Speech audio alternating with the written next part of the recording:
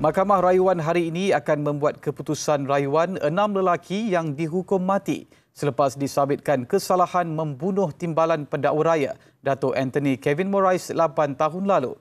Keputusan itu dijangka dibuat panel 3 hakim terdiri daripada Dato' Hadariah Said Ismail, Dato' Ahmad Zaidi Ibrahim dan Dato' Azmi Arifin.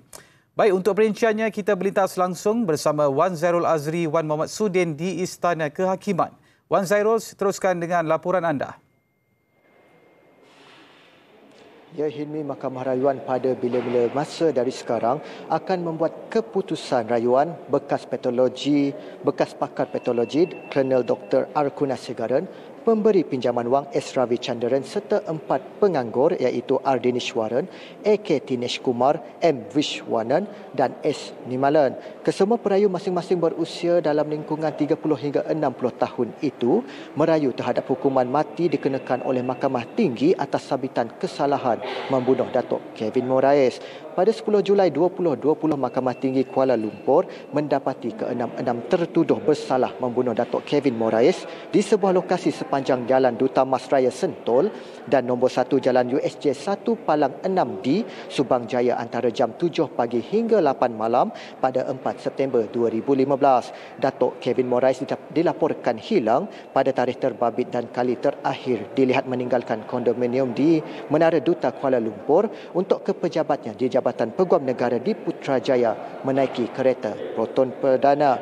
Mayatnya ditemukan dalam tong drum yang diisi konkrit di Persiaran Subang Mewah, Subang Jaya pada 16 September 2015. Dalam penghakimannya, Hakim Mahkamah Tinggi ketika itu, Dato' Azman Abdullah yang kini Hakim Mahkamah Rayuan berkata, kesemua tertuduh mempunyai niat untuk membunuh mangsa dan mahkamah mendapati pembelaan gagal menimbulkan keraguan munasabah mengenai penglibatan mereka dalam pembunuhan itu. Dan untuk makluman, prosiding rayuan sebelum ini berlangsung selama 3 hari iaitu pada 4, 7 dan 14 Disember tahun lalu dan kemudian Hakim Mahkamah Rayuan dipengerusikan Dato' Hadariah menetapkan hari ini sebagai tarikh keputusan. Pihak pendakwaan selaku responden diketuai Timbalan Pendakwa Raya Dato' Muhammad Dusuki Mokhtar, manakala barisan peguam yang mewakili perayu pula terdiri daripada Dato' N. Sivananthan, M. Manoharan, Burhanuddin Abdul Wahid, Afifuddin Ahmad Afifi, Amir Hamzah Arsyad dan Kitson Fong. Terdahulu dalam prosiding rayuan, Dato' Muhammad Dusuki berhujah hukuman mati yang dijatuhi oleh Mahkamah Tinggi wajar dikekalkan terhadap perayu dan tiada sebab untuk Mahkamah Rayuan mengganggu keputusan atau dapatan itu.